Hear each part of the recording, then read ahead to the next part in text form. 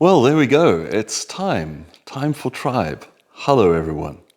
It's really wonderful to be sharing this time with you, and wonderful to be sharing in a topic that is very close to my heart. I talk about it quite often. It weaves through everything I talk about, and the topic is unconditional self-love.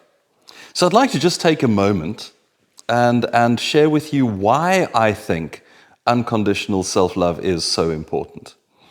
It's actually almost difficult for me to find the reasons because it's everything for me. So let's start at the top. The ego self, the you that you think you are, the identity that you've woven for yourself.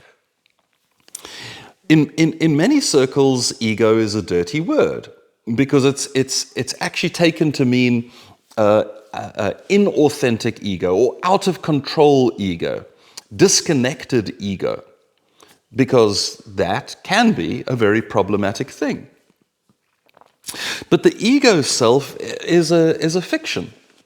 It's just like a collection of ideas and concepts that you have about yourself. The divine self is what you truly are. You are your divine self. You are already right now your divine self. So the reason we don't know that we are our divine self, the reason we get confused about this is because the ego construct is created so powerfully that we tell ourselves that I am this, I am the ego. I am this human being, I'm this person, I'm this identity, this name. I do the following jobs, I have the following relationships, these are the things that I'm attached to. And all of that, all of those attachments, those are the ego. When the divine self attaches, it attaches very powerfully. It then creates that it is the stuff that it's attached to. So your divine self incarnates into a baby body when just, round about the time of birth, your divine self gets attached. And there's a process of attachment to connect you to this human body. And then there's a process of really learning that you are. You are the human body.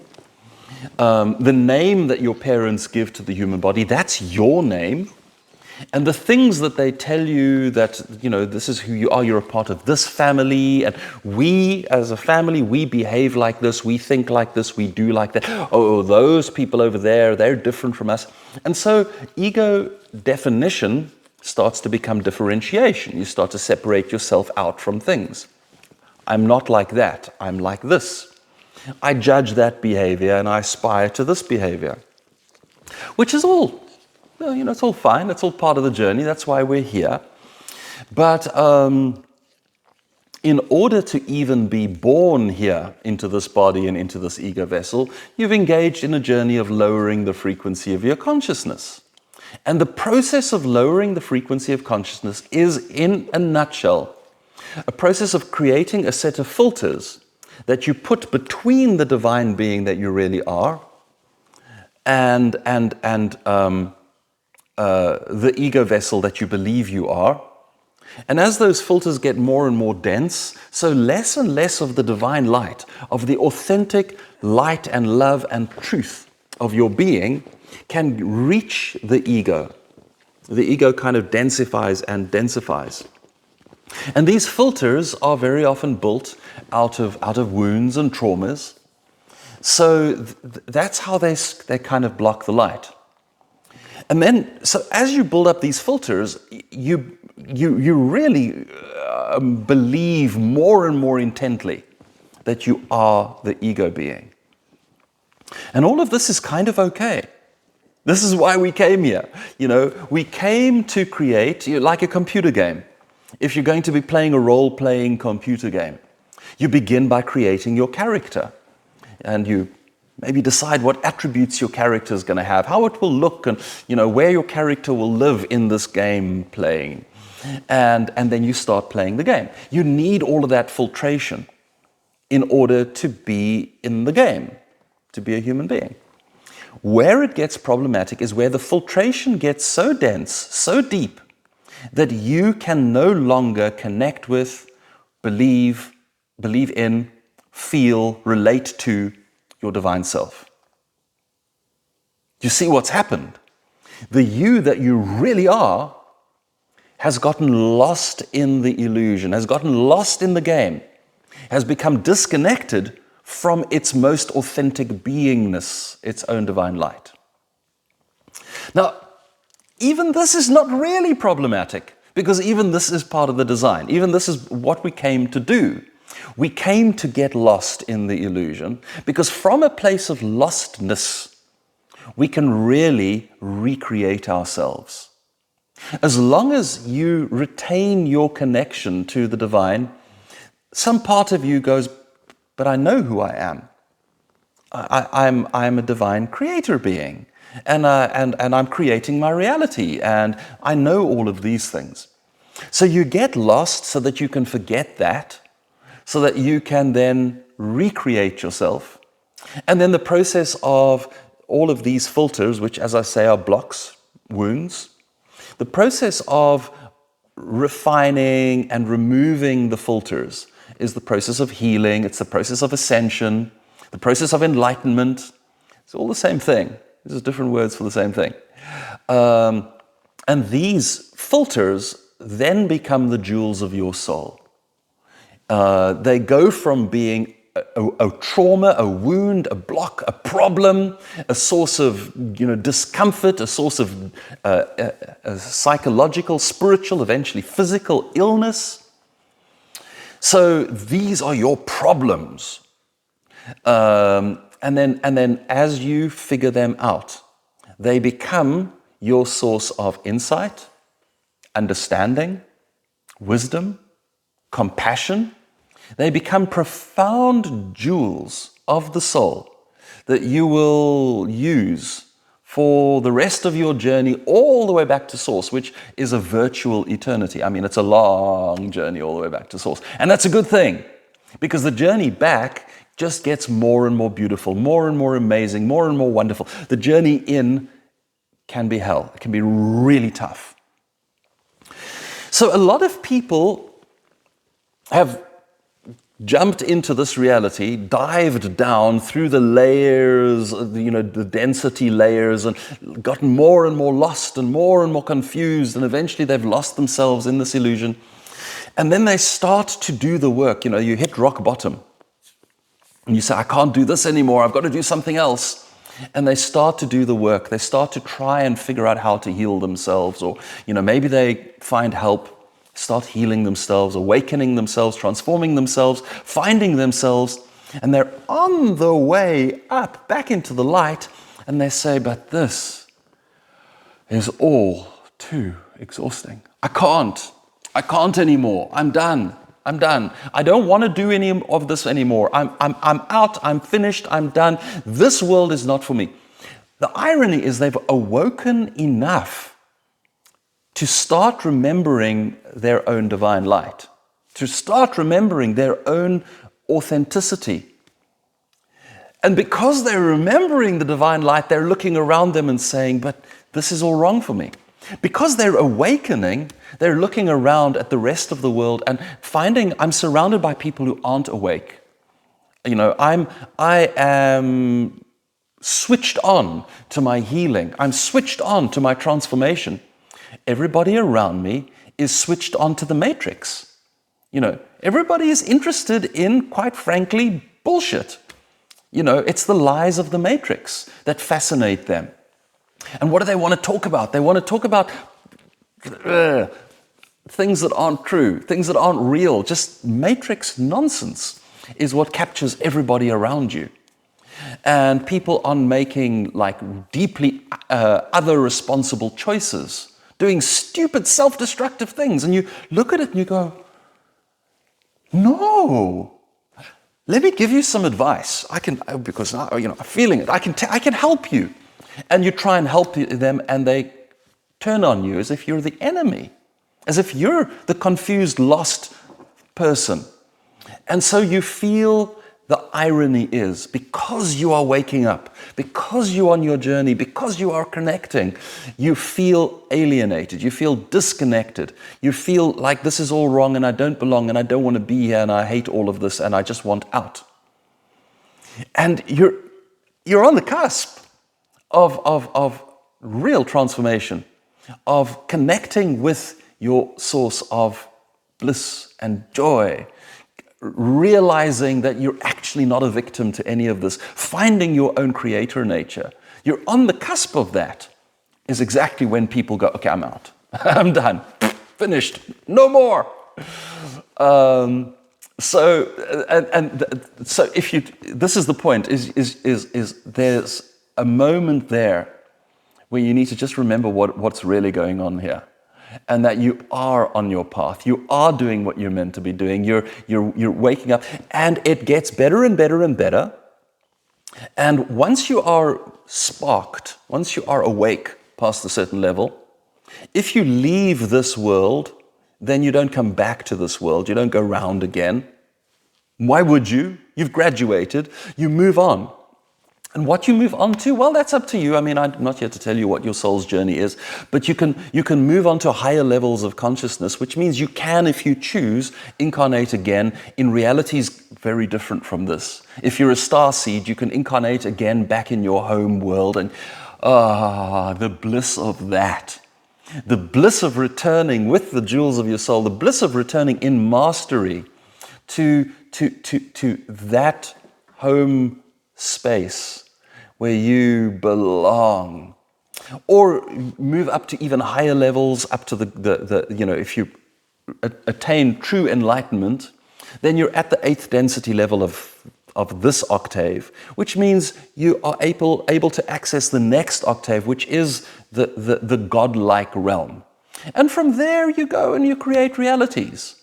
You can co-create another world that you like better than this one. Or you can co-create a fork of this world. So it's this, but just a little different. Or something else entirely. The doors really open, and the struggle, the burdensome, onerous, tiresome, weighty struggle that has been, that's in your memory, that has been the way life has been, is over. It doesn't always have to be hard. I've recently got to a place for myself where I've suddenly got this. I'm just going to tell this little bit of a story because Lisa's waiting in the wings to tell her story.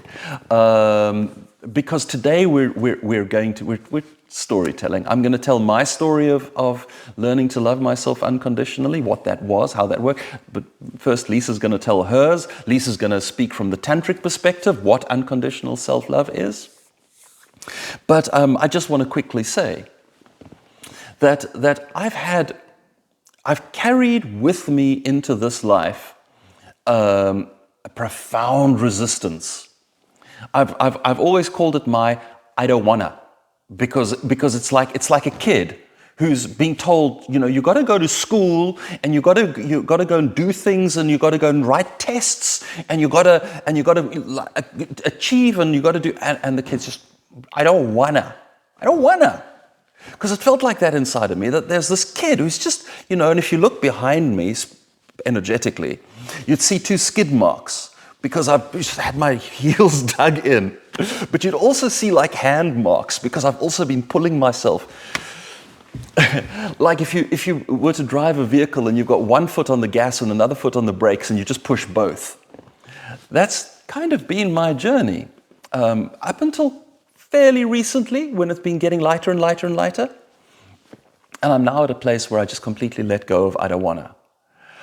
Because I do wanna. Because it doesn't have to be onerous and burdensome and scary. It can be playful and joyful and light. And I can just show up and shine. I don't have to worry about stuff. Why is that? Because I am getting to the place where this ego vessel has so loved the divine being within, and so completely trusted the divine being that it has taken itself on a journey to seeing that the divine being is there. It's not a joke, it's not a fiction, it's not a story, it's not a sometimes, it's not a maybe, it's always. The divine being is here. And if I surrender to the divine being, I'm led correctly. And surrendering to the divine being doesn't always just have to be like a big thing. And I'll talk about that. I'll talk about truth tests and surrendering to the divine. It doesn't always have to be a big thing. It can be a right now thing, a right now, right here. I'm showing up right now.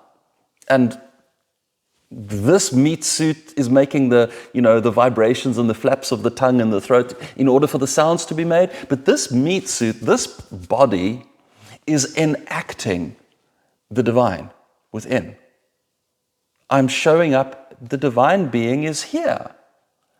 And if that's true, then I don't have to worry about anything. The ego being, the part of self that doesn't know, has got nothing to worry about. It's all going to unfold perfectly.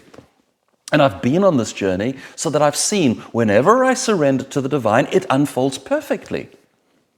It's always exactly as it's meant to be, which is sometimes you've got a tough thing to go and figure out. It's not always the easiest things that you're called to do. Very often you're called to do tough things. You are called to do things that the ego rebels and doesn't want to do. That becomes a truth test. But if you do, the bigger picture, it always works out perfectly. Sometimes, often, miraculously, wondrously, beautifully, perfectly.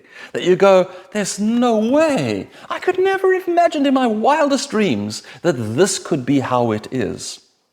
And then it is. And I mean, I just showed up and did my bit. I just did what I was called to do.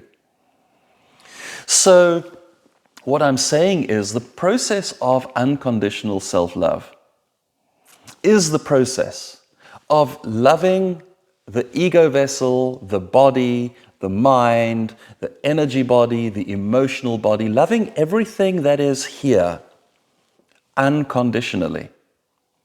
And all of your blocks and all of your wounds and all of your traumas and all of the things that you think are your problems and you're too long here and too short there and not good enough here and not, those things are perfect. They're a perfect part of the picture. You are perfect in your imperfections. And divine self doesn't look at these things and say, this lifetime's a lemon. This lifetime's a lemon. Wow, oh, what am I going to... No, divine self looks at this and says, that's what I wanted. That's how I am going to do the work of transforming, of loving all the parts of self. And when you love your wounds, when you love your blocks, if you stay the course, and it takes work, it takes showing up, it takes commitment, but if you do that, they heal, they transform, they become the jewels of your soul.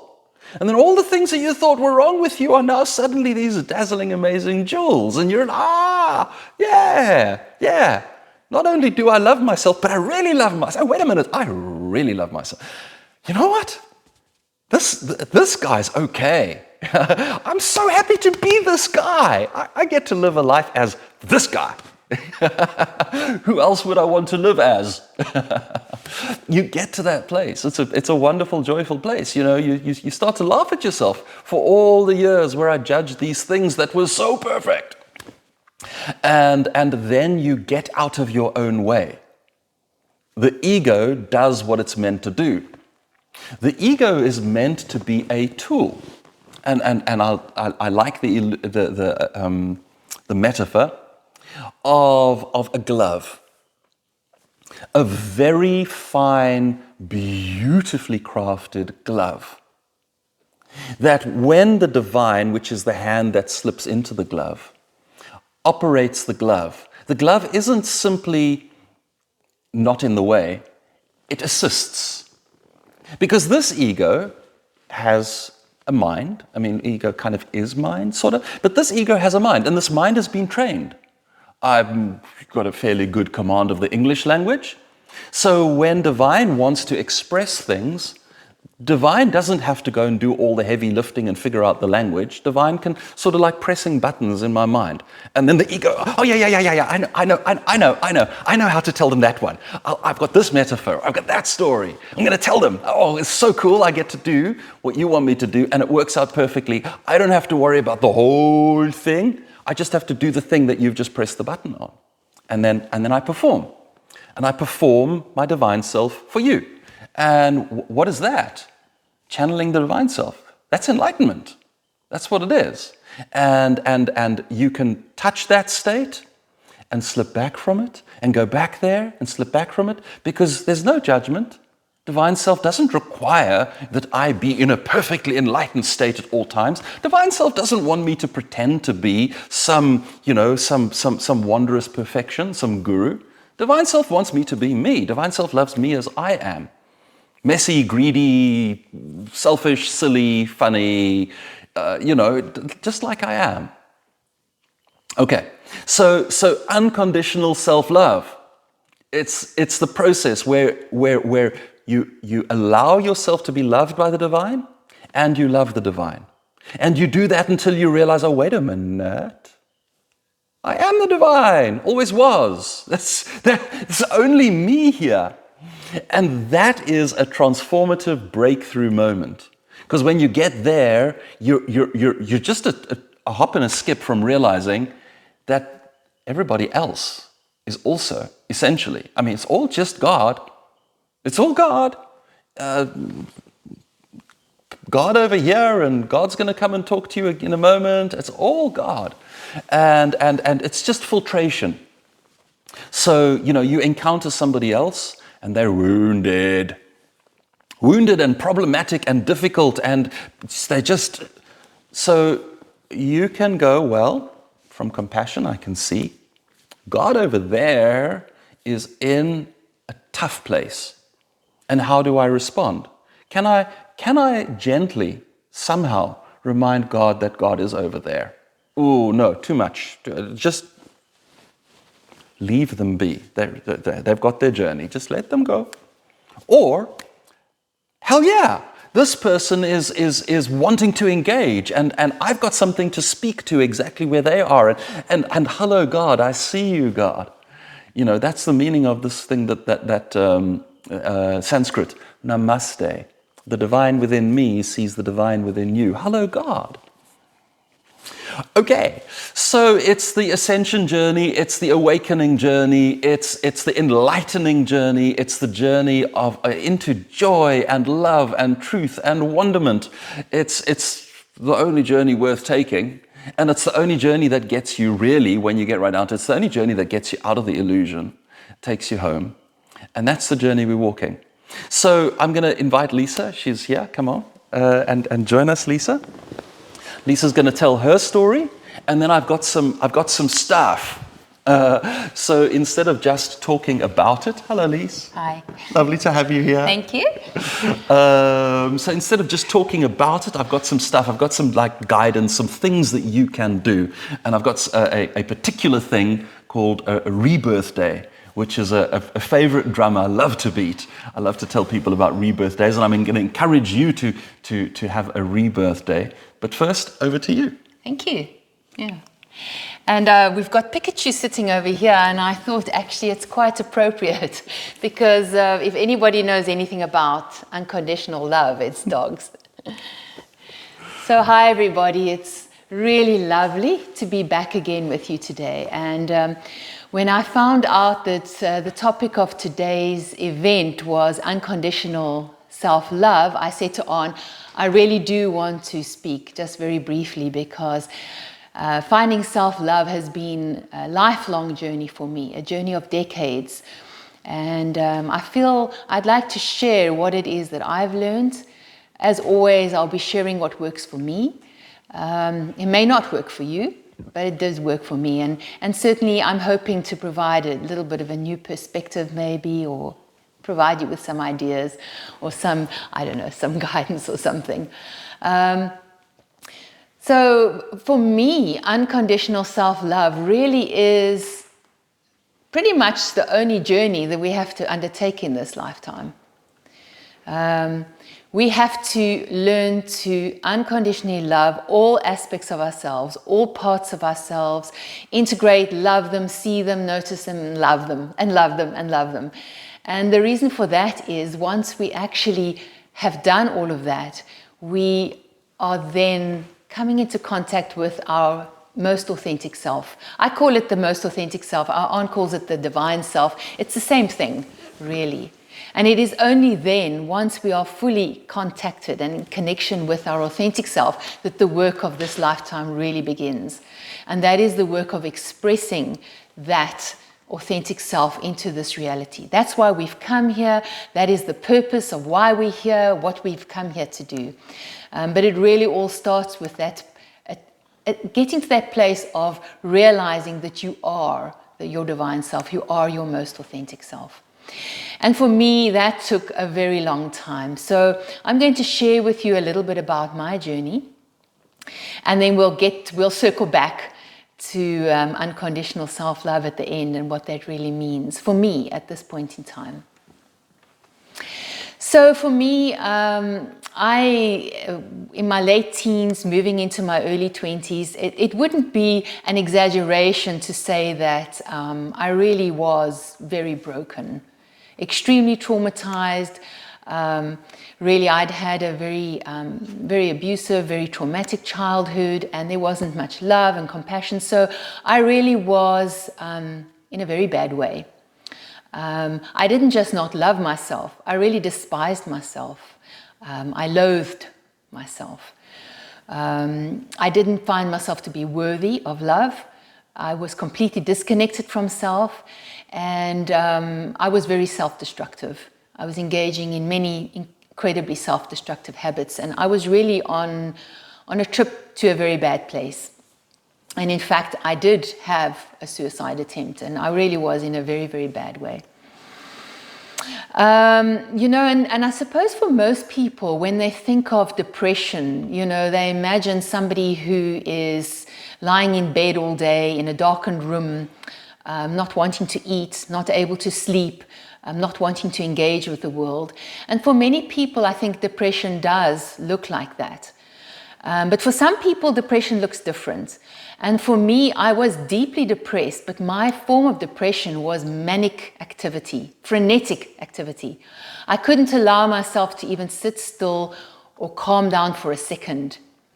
I think because I was so overwhelmed by the feelings that arose within me of self-loathing and self-hatred and the self-destructive behavior. So I was just on the go all the time, frenetic, mad, chaotic.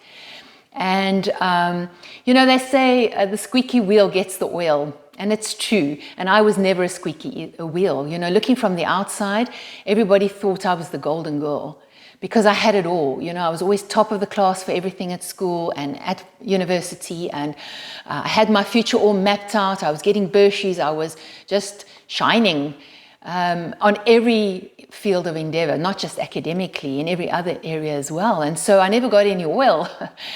People thought I was absolutely fine, but I was very much not fine. I was very much not fine, and I was really on a one-way ticket to somewhere very bad. And then when I was 23 years old, somebody very special appeared in my life. It was this beautiful 21-year-old boy called On. And,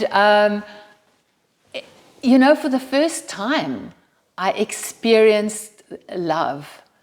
And I couldn't believe the way this boy could love me. It was just so completely overwhelming. He just adored me, and I was like this bottomless well, and he just loved me, and he loved me, and he kept on loving me and loving me and loving me and loving me. And I really do believe that I would not have embarked upon this journey towards self-love if I'd not had that initial love. And so I will always be grateful to that boy, to that man who loved me so much, and who let me see that possibly there was something worthy of love in me. Something worthy enough of love that I could take a step towards trying to learn to find a way of loving myself. Because the reality is nobody can love you into loving yourself. You have to do that journey yourself. But certainly that love that I experienced from On as he was just such a young boy, really set me on my path. So the first thing I had to learn to do was I had to learn to re-language, change the way I spoke to myself. Because as I've shared this with some of you, but the first thing I used to do every single morning was look in the mirror and I would go, I hate you, you're disgusting, you're fat, you're useless, you're worthless. I would say these things to myself. And throughout the day, I would say, oh, you're such a stupid bitch. Like, why did you do that? Why did you say that? You're worthless. I would talk to myself all the time like that. And I needed to learn to change that. So what I did was I developed a little mantra.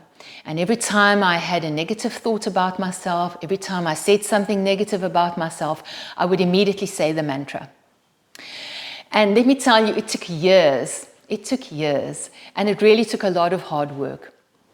And I found in the beginning, I was saying my mantra hundreds and hundreds of times a day. But gradually, things started to change for me. I also made use of talismans, like things that I actually wore on my person, and I also would draw things on my wrist with eyebrow pencil. I tried many different ways to remind myself throughout the day to treat myself in a better way, to change the way I spoke to myself. And the idea was that I should learn to treat myself the way I would treat my beloved. And that was quite a revelation for me, because I was also told that, would you speak to your beloved in this way? Would you speak to a child in this way? Would you say to them, you're useless, you're worthless, you're disgusting, you're no good, you're not worthy of love? Never. I would never say that to somebody else. And yet I was saying that to myself. So having to learn to re-language and to treat myself the way I would treat my beloved. So that included everything, as in like the food I chose to eat. What kind of food would I feed my beloved? How would I dress my beloved? How would I bathe my beloved? What music would I play for my beloved? What books would I read? What friends would I like my beloved to be around? On every level of my life, just changing the way I engaged with myself. And at the same time, I also did a lot of therapy, talk therapy, hypnotherapy, past life regression therapy. I did a lot of inner child work. I did a lot of shadow work. It was really needed.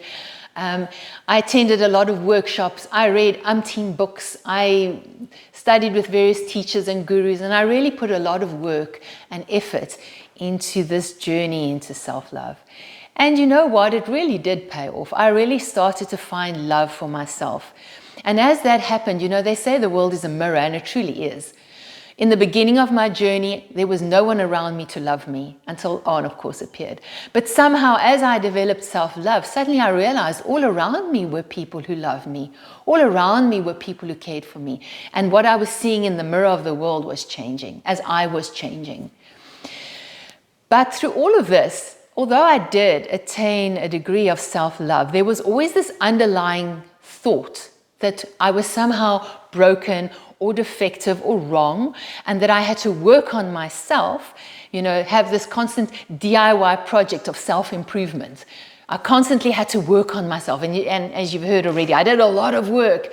But the underlying idea was that I needed to work. I needed to keep working in order to be worthy of love, in order to earn love, in order to earn my redemption or my salvation on some level. And you know, the world actually feeds this idea to us all the time. And the reason actually is because as someone who really has unconditional self-love, they become very poor consumers of stuff. You know, it's only through believing that I'm somehow defective or broken or wrong, and that this lipstick or this face cream or this car or this house or this course or this book or whatever is going to fix me, help me to grow, to become better, to become more, to become worthy, or to become someone worthy of love. It's only that makes me buy that stuff, right? So we consume because we don't have self-love, or we don't have sufficient self-love. But that is a tangent. But even many of our religious traditions or our spiritual traditions give us the same idea, right? like we have to keep working at ourselves, and we've got to keep working to be worthy of love. And actually, yeah, it's fine up till a point. And then I discovered Tantra. And there is this tantric principle, which is about acknowledging, being present to what is in the field around me and in the world around me, acknowledging it, seeing it, being present to it, and loving it. So what this idea tells me is that I don't have to overcome anything, or I don't have to change anything. I can simply love what is. Let me give you an example of that. So I love going to dance class. I do dance class 2 or 3 times a week.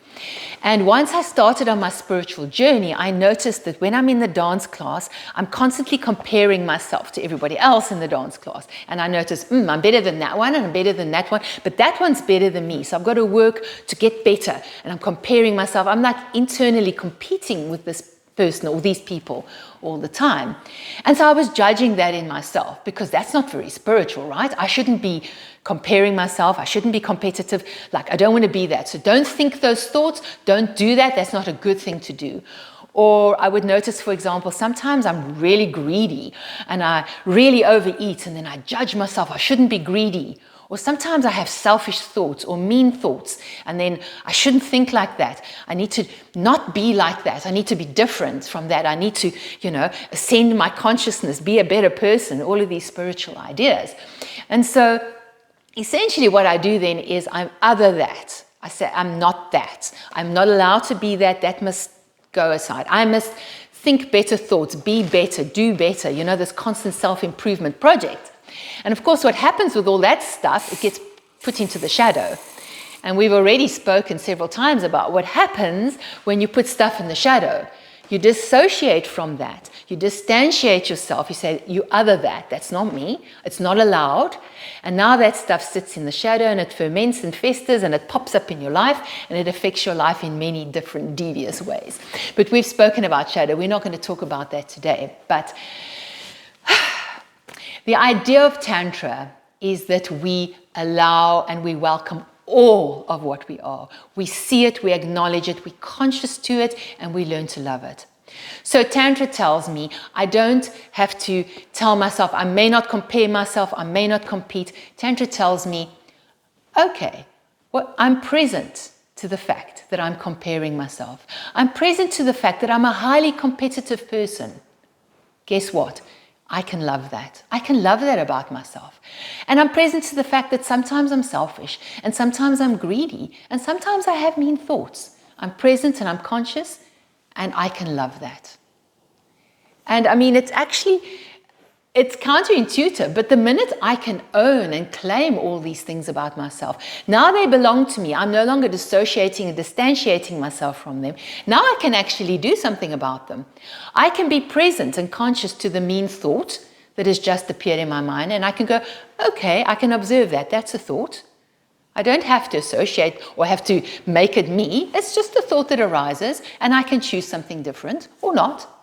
But I can love myself fully in the totality of what I am.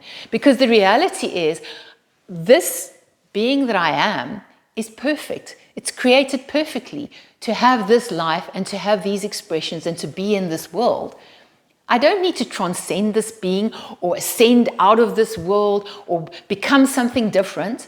This is who I am. What I have to learn to do is to love myself completely and fully and totally for all that I am, for all these aspects that I am, and to integrate them all. And as I start to do that, I start to think, oh, but actually I can love this competitive side of me, and it's actually beautiful. And I can love the selfish side of me, and it's actually beautiful. There's times where it's completely appropriate to be selfish, and I always have choice. But this particular, we are all a set of filters that filters the pure, undifferentiated light of the divine. And we filter it into a particular flavor that is us, a flavor that is me. And it's perfect, and it's beautiful, and it's magnificent. And this me has a very specific purpose that it has to do in this world. So instead of spending all my time saying, that's not me, that's not me, that's not me, I can rather say, this is me.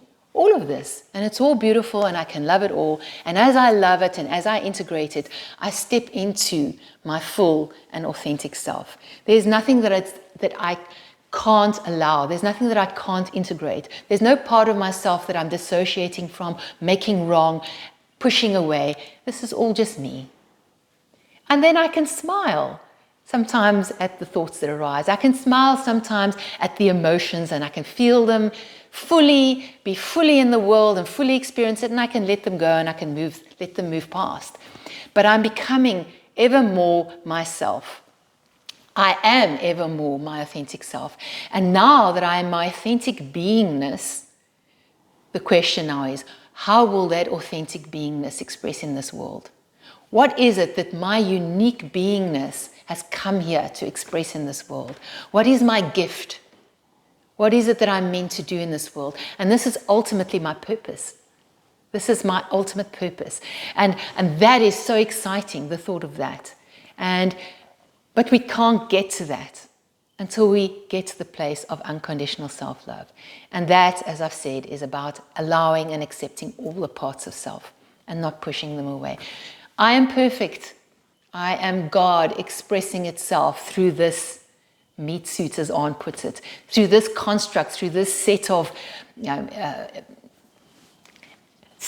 energetic imprints and filters that is me. And I'm here for a very specific purpose. And you are perfect, and you are the divine expressing itself through the set of filters that is you. And you have a very unique purpose. And that's on the other side of unconditional self-love. So, yeah, that's what I have to say about that. And I'll hand over to Arne again now.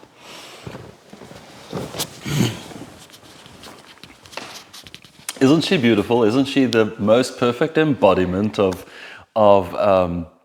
self-love? So, I've seen Lisa on her journey. She's seen me on mine. We've known each other for the entirety of our adult lives, and So Lisa was an incredibly shy person. Lisa could not speak in front of an audience. She was an academic.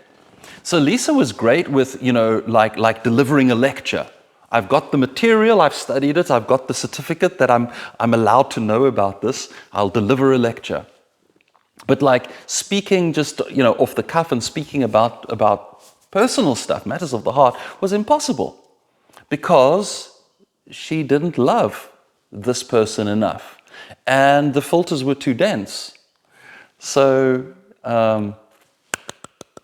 thank you, Lisa. And also, in her telling of her story, she kind of gets to everything, all the important stuff. What I want to say, though, folks, is that it might feel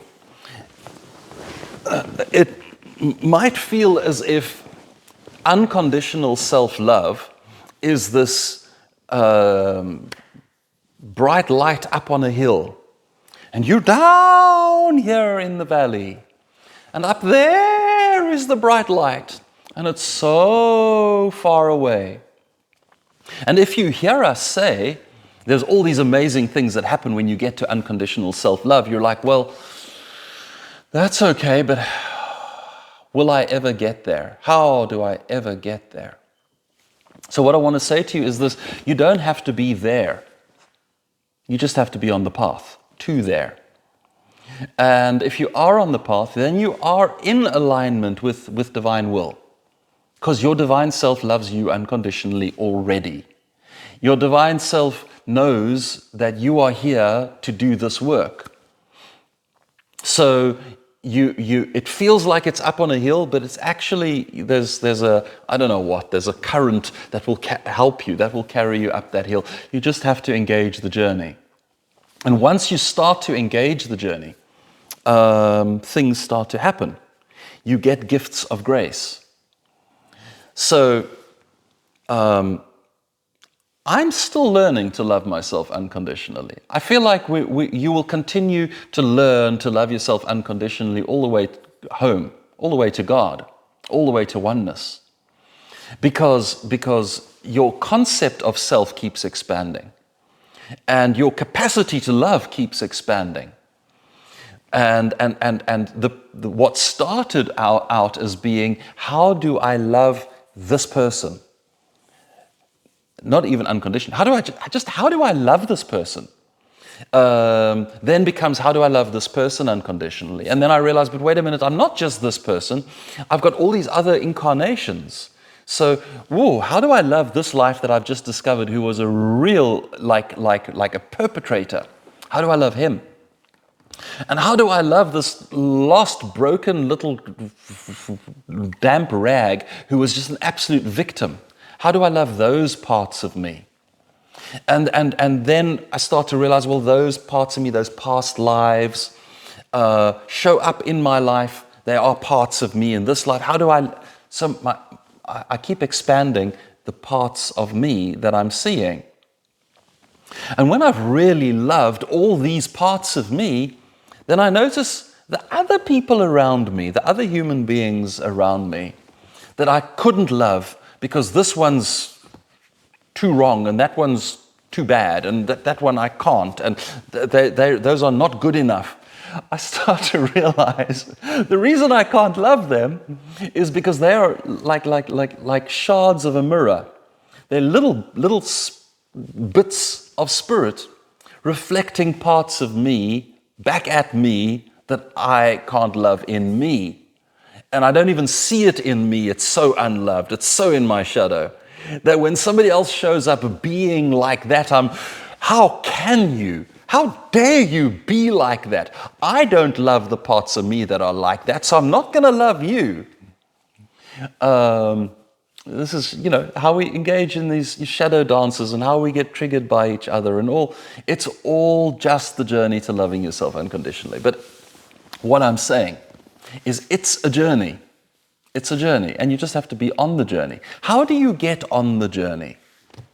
Well, if you'd bear with me, I'm going to tell you a little bit about my story. So I also had a very dysfunctional childhood, deeply dysfunctional. Tribe members, this isn't news. You've heard me say this often enough. I had a deeply dysfunctional childhood. It was abusive and traumatizing, and I felt profoundly alienated. I didn't belong anywhere, and I was very sad and very unhappy and very sickly and very miserable. And I was a very sad little boy, and I couldn't find anywhere that I felt like I click in here, I belong here. And I was yearning in my soul for something that I kind of didn't even know what it was. And it was an authentic authority. It was someone that I could bow to and say, you tell me what is true. Because I looked. I was sufficiently self-responsible that I would look at something and I'd say, okay, that's not it. The kind of the religious truths that were offered to me at the time, that's not it. And I was looking and I just couldn't find it. Certainly I wasn't finding it in older family members, or they were all just bundles of trauma and wounding themselves. So eventually the only place that was left for me to look was inside of myself. And I've told the story before, so I'm not going to tell it at length, but it was at the age of 12 that I reached for a future self, and an imaginary self appeared in my mind, and I was like, well, okay, so you're my future self. How old are you? He says, I'm 42. Oh, that's very nice. Okay, so tell me about you. So he told me a little bit about his life, and started to be interesting, and I started asking questions, and little bit by little bit, we started engaging imaginary conversation. And when I was 42, I started remembering the 12-year-old boy, and I remembered the other side of the conversation. It was very exciting. So that for me was something that I had, which I didn't really believe. It was an imaginary thing, but that imaginary thing, because I had nothing else to do and nowhere else to turn, and it kept intriguing me. I kept getting answers that really blew me away. I mean, this 42-year-old self, this is pre-computer times. When I was 12, we didn't have computers. And he was telling me about the computerized world he lived in, and explaining things to me that I was, oh wow, this is all amazing. And it was that light show of the things going on in his life that kept me coming back. But what was actually helping, or happening, was that he was coaching me. He was coaching me gently, lovingly, without pushing, without, just by being there. And I was asking questions and he would offer his perspective. And it was a somewhat enlightened perspective, because at 42 I'd already written the Ascension Papers. So I had that kind of information. I had access to that. And when I was 15, I was able to begin to connect with my spirit guide. And then I kind of thought, no, I must be serious about this. Instead of just having imaginary conversations, I actually regressed to trying to, like, it must be right or wrong, it's yes or no. So I was doing that, which is why, as wounded as I was by life, as traumatized as I was, I had something. I had this connection inside of myself to something greater than myself. And even if I didn't know to trust it, I was going there anyway. I was leaning on it, and it was working on me. It was transforming me. It was awakening me, reminding me of what is true, reminding me to love anyway. And so that's what put me on the journey that I'm on. But for all that, all the ideas in the world, and they can come from a very beautiful place. You know, my spirit guide 8. That's one special being, friends. That's one very, very special being. That's a deep well of wisdom that you can pull on. And 8 was there with me. And for all that, I wrote the Ascension Papers. For all that, I listened to my heart when my heart said, let go of your toxic city life. There's a profound truth test, you know. You might be connected to your truth in your heart, but when your truth calls you to do something that you really don't want to do, do you? Do you do what your ego says, or do you do what your truth says? Well, I was coached and prepared so that when my truth said, this little business that you own, it's a very nice little business, you know, it was mine, I was the boss, I built it the way I wanted to do, which meant I could go to work 2 hours a day and earn for 2 hours a day a very good income. So it's such a wonderful little circumstance that I have. And then my truth says, give it away. I mean, can I open my eyes anyway? Give it away? Are you mad? Give it away. And he said, you can go and have a look. You can try all the which way that you want. But that's the way you're going to let it go. Otherwise, you're going to stay stuck. You're going to stay involved, and you need to let it go. It served its purpose in your life. Give it away. Sell your house. Lisa and I owned a nice little suburban house. Sell your zooty little your city sports cars. Sell. Get out of all of these things, insurance and you know, investment, and get out of all of that. Get out of all of it. And move to the country. Well, it was difficult to hear, but by then I had been coached to listen to my truth, because I'd been engaging the journey of self-love.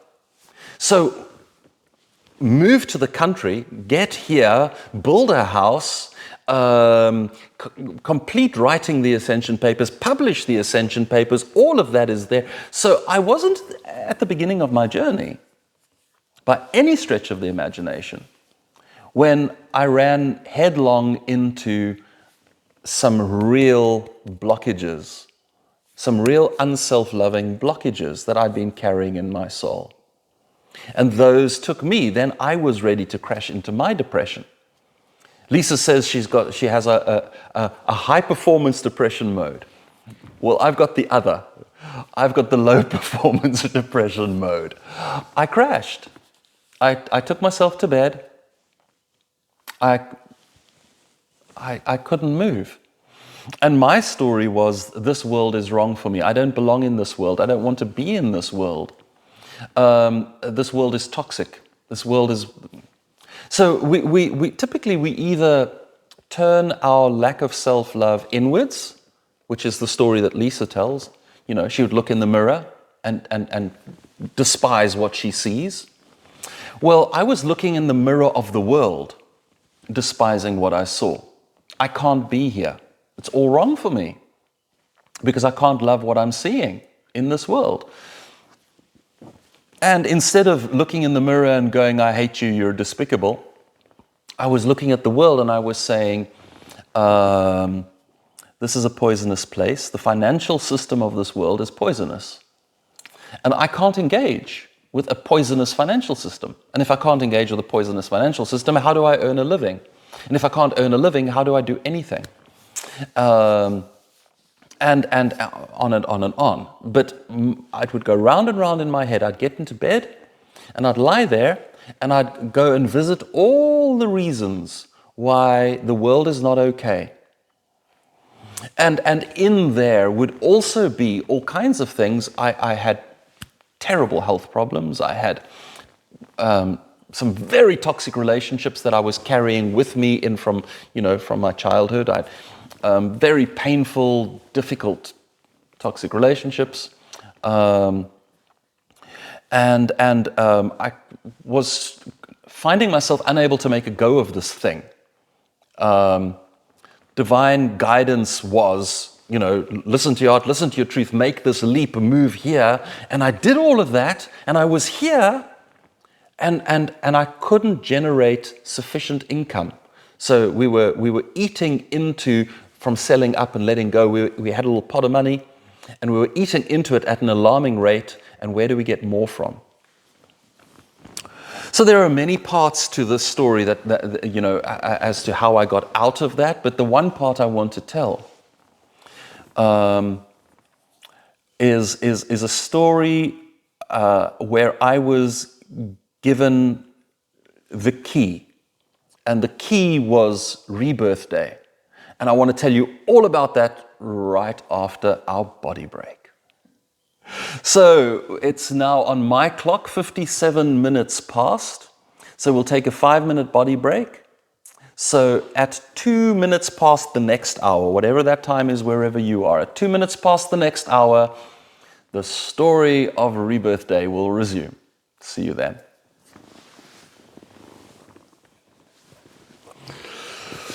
All right, 2 minutes past, there we go. So,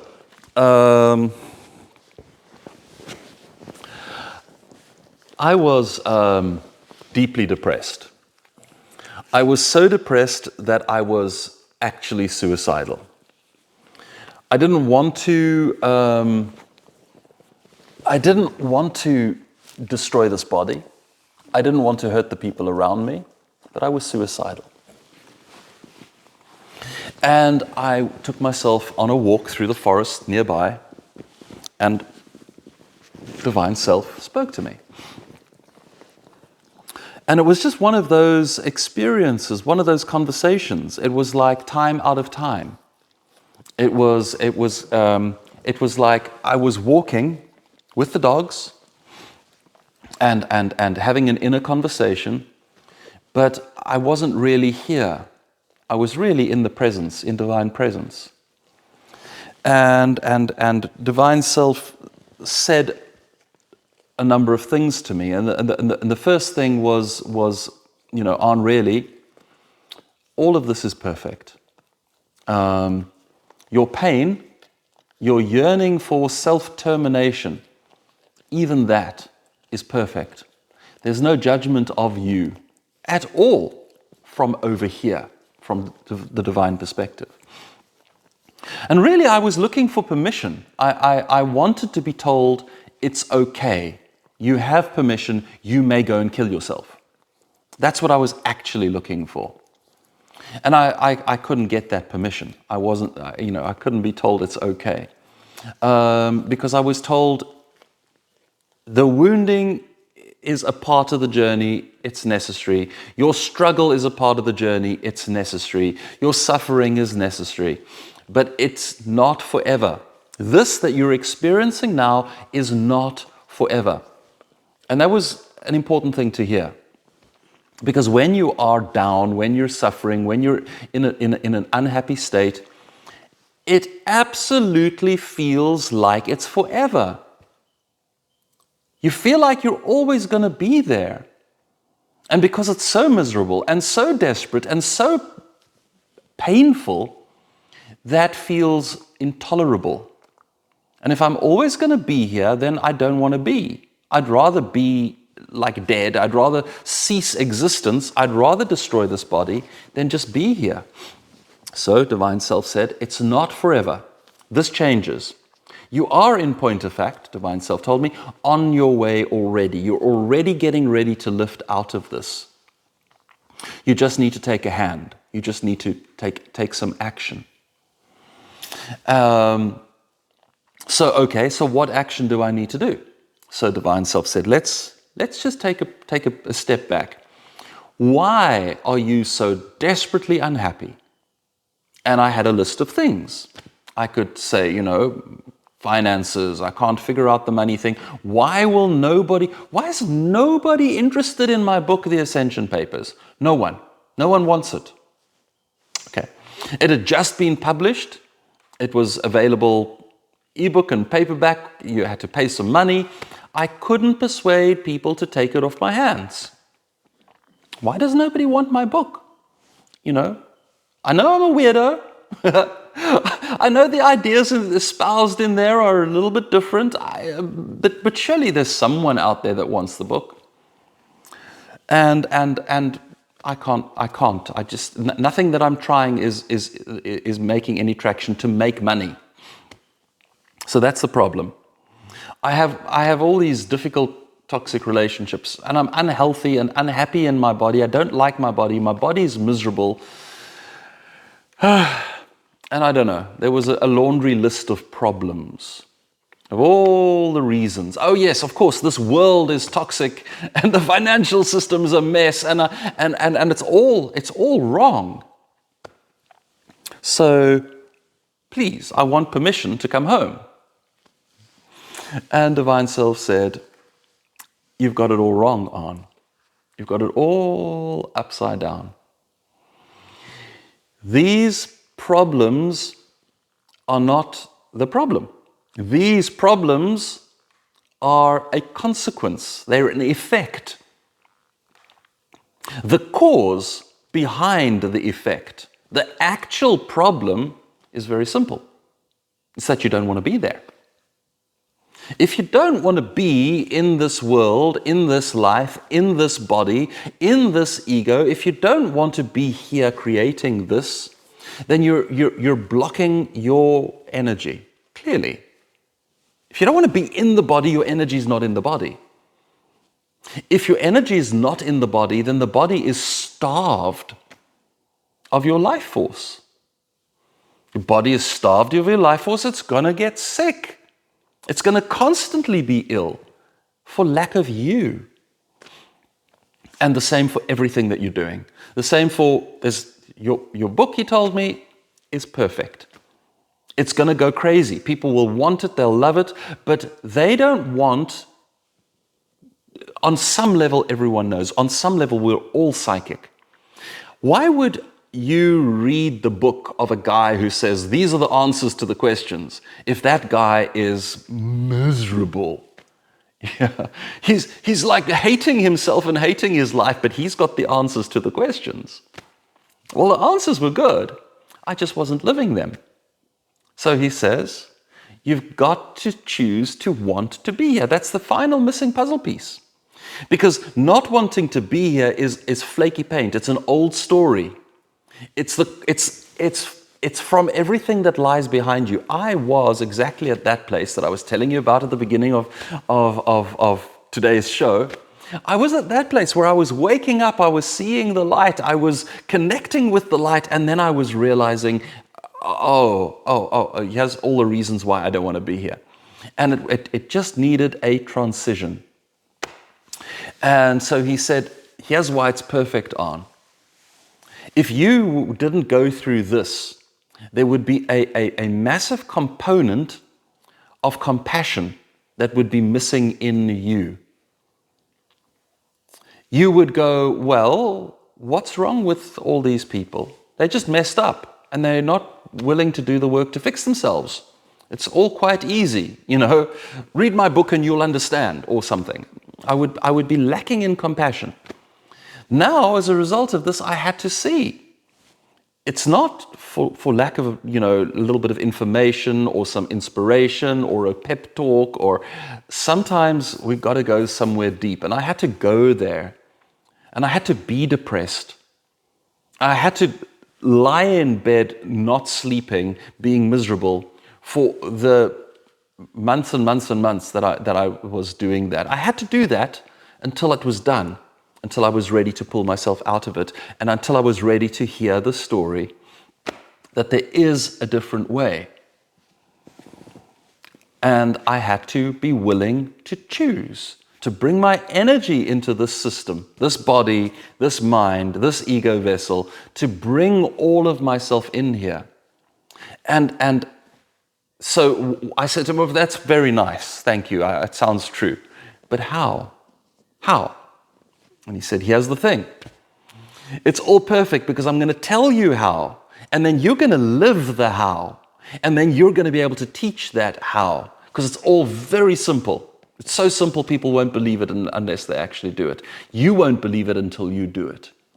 Okay, how? Rebirth day. Rebirth day. Put a day in the calendar and say, on that day, that's the day I'm choosing to arrive. Friends, if you haven't done this, it's simple, it's silly, but it's powerful. Pick a day that you're going to say, on that day, I'm agreeing with myself, I want to be here. On that day, all of self is going to arrive here. And then it's iterative. You go around the year, and then you celebrate your rebirth day some more, and then again and again and again. And each year you discover that you want to be here a whole lot more than you previously did, and it keeps surprising you. And that's what it's done for me. It keeps surprising me. I can't believe how much more I want to be here. And the more I want to be here, the more of my energy arrives, the closer I am, the more enlightened I am. I've been through some stuff this year doing the Dreamer Awake process. Tribe members have been witness to some of it. I've been telling you some of it. I have been cleansing the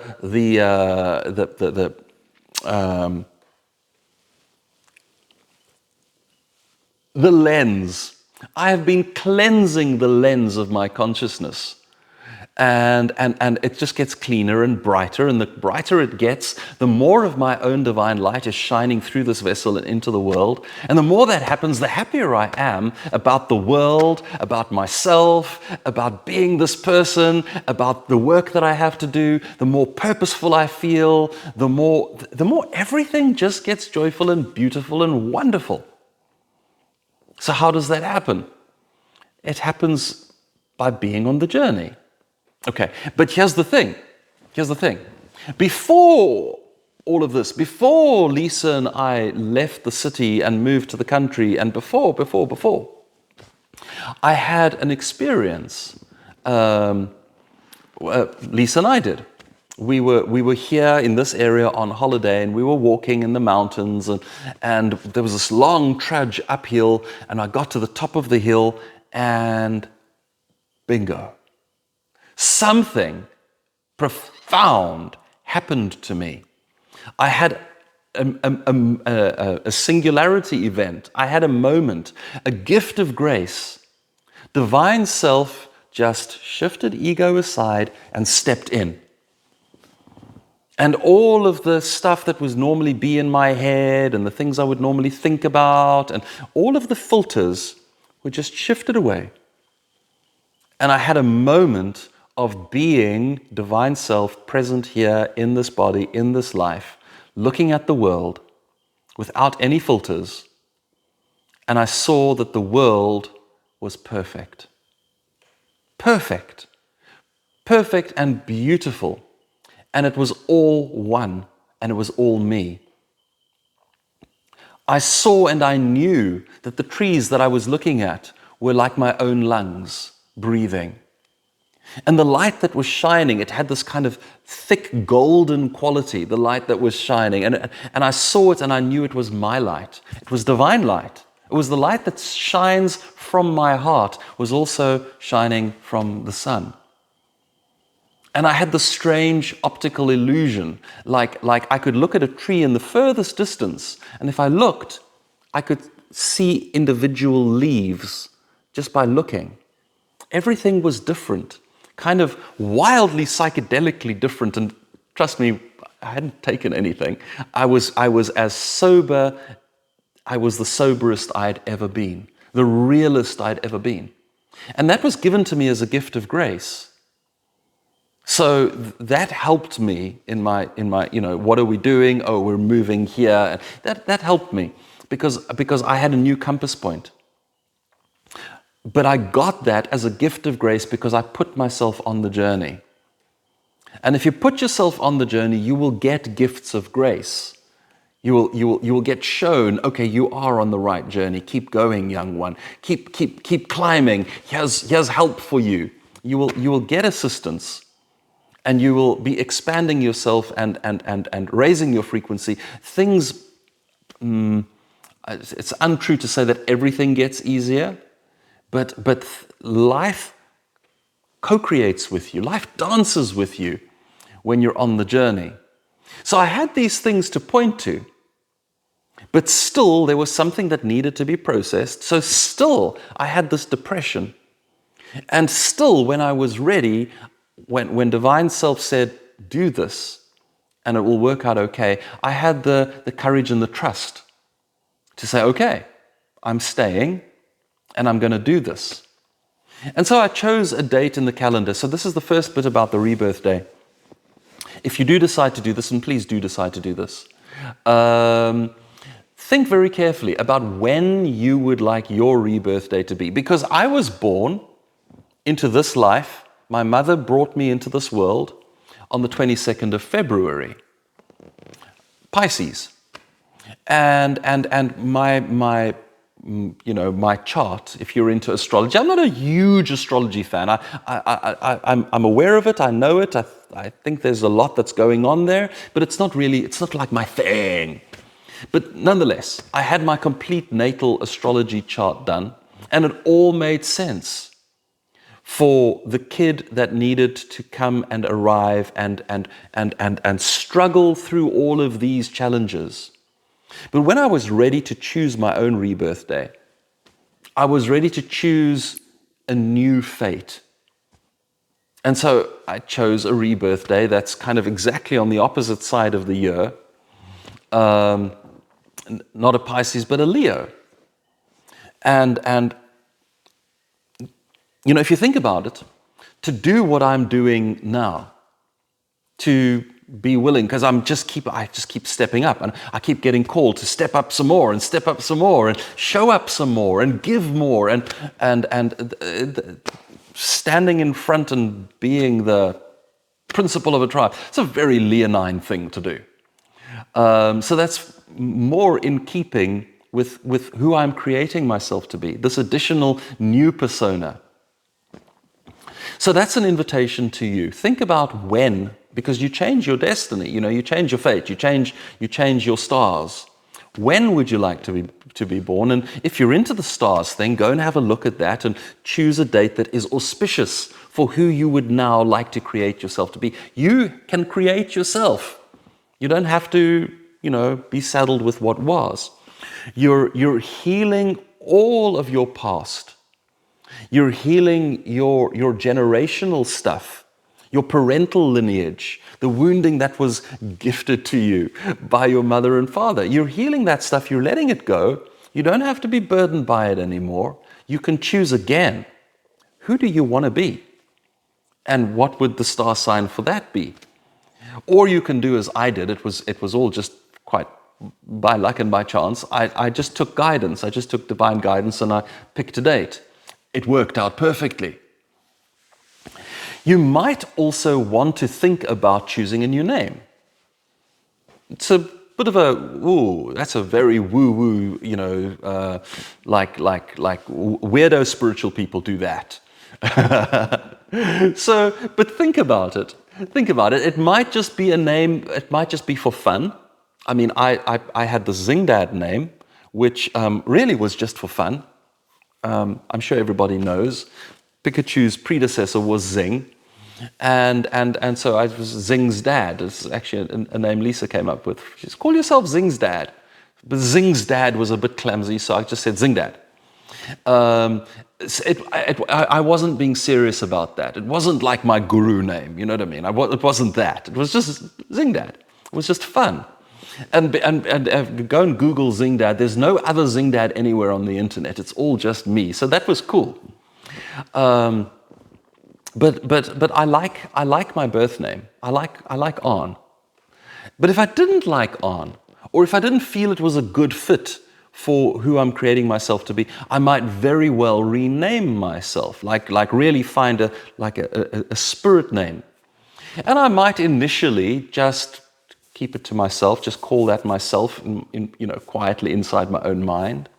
I might find places like inside of tribe that I might say, call me this. And that name might slowly start to percolate into the rest of my life. Your name encodes your destiny. If you're into numerology, you can go and check out your names that way. You can use the gematria. There's gematria calculators on the internet if you're into that. And you can go and find out what is the meaning and the value of your name. Because being called a name, it implies a lot. So think about that. A rebirth date and a rebirth name. And then you set the date in the calendar. And then you say, on that day, I'm going to say, with all of my energy, with all of my beingness, with all of my light, I am investing, I am arriving, I'm getting into this body. I'm getting into this life, right the way down into my feet and through my roots into this world. I'm rooting here. And then once I'm fully rooted here, I'm going to shine my light limitlessly, unconditionally. Friends, the more you love yourself, the more you can love others. The more you love yourself unconditionally, the more you can show up in this world in unconditionality. And if you are showing up in unconditionality, you are inviting life to a magical, wondrous dance, and life will reward you wondrously. You will open yourself to your cities, to your gifts, to your own divine light. Unconditionality is a wondrous key to magnificent transformation. As I've already expressed, just the process of loving yourself unconditionally is the process of refining those filters so that you can be your most enlightened self. But it really changes who you are. More of you arrives, and it arrives with gifts. And suddenly, something that you used to struggle with, suddenly it's easy. Suddenly things that were heavy and burdensome suddenly are light and free. And who knows what happens when you start awakening your gifts. Magic and wonder abounds. Now,